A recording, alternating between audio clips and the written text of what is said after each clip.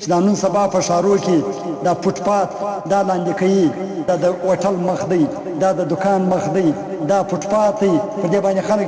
تیریږي دا یا لاندې کوي د خپل ځان لپاره د خپل کار لپاره استعمالوي، یا دا ځګي کې ځګي جوړ کړي یا وچه مځکه دا د خپل دکان مخ خلک دغه دکان مې کرایه ورکړی دی دغه دکان ورکړی دی، لیکن هغه د دکان مخ هغه ټوله قبضه کې هغه یا په کرایه باندې خوري، لہذا پر هغه فوټپات باندې یا پر هغه فرنٹ باندې د دکان یا د هوټل پر دې باندې پیسې اخیستل، پر دې باندې پیسې وصولول،